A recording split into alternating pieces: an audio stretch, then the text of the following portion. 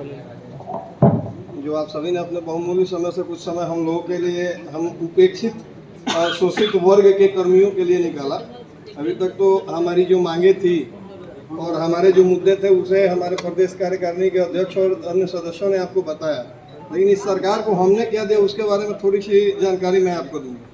मुख्यमंत्री जी का dream project था Bihar right to service act, मतलब बिहार लोक सेवाओं का अधिकार 2011 में उन्होंने लॉन्च किया था। इसके तहत उन्होंने समयबद्ध सीमा पे जन कल्याणकारी सुविधाओं का यथा जाति, आवासीय, आय, ओबीसी, एनसीएल की सबको आम जनमानस के बीच रखने का कार्य किया था। उन सारे कार्यों को यहाँ इस मंच पर बैठे हुए जो कार्यपालक सहायक दिख रहा है, यही कार्यपालक सहायक वर्गों ने अभी तक जनमानस को हाथों में पहुँचाया है, जिसके उपलक्ष्य में बिहार सरकार अन्य राज्यों के प्रशासनिक पदाधिकारियों को बुला के अपने इस मॉडल को दिखाती है और वाहवाही लूटती है कि इस कार्य को हमने किया है। और इस कार्य के पीछे खून पसीना बहाने वाला कार्यपालक सहायक आज भी रोड पर उतरकर अपनी मांगों को मानने के लिए विवश है। दूसरी उपलब्धि आपको बताता हूँ, बिहार सरकार को वर्ष 2020 में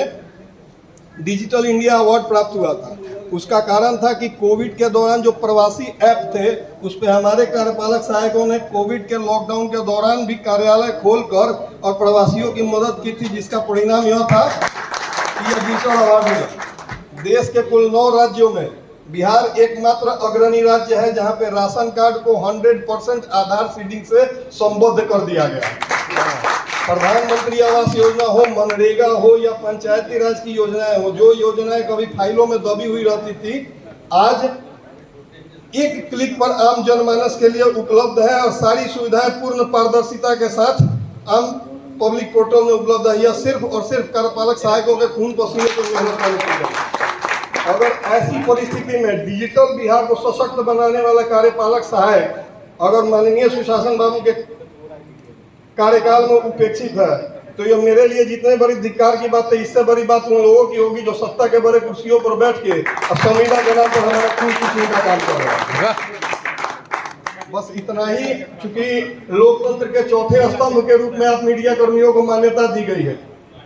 और यह माना गया है कि जब किसी शोषित वंचित वर्ग का आवाज सरकार के कानों तक नहीं पहुंचता है तो वह आपके माध्यम से पहुंचाता है। तो आप लोगों के माध्यम से माननीय मुख्यमंत्री के समक्ष करबद्ध आग्रह है कि हम भी इसी बिहारी डीएनए के उपज में हैं।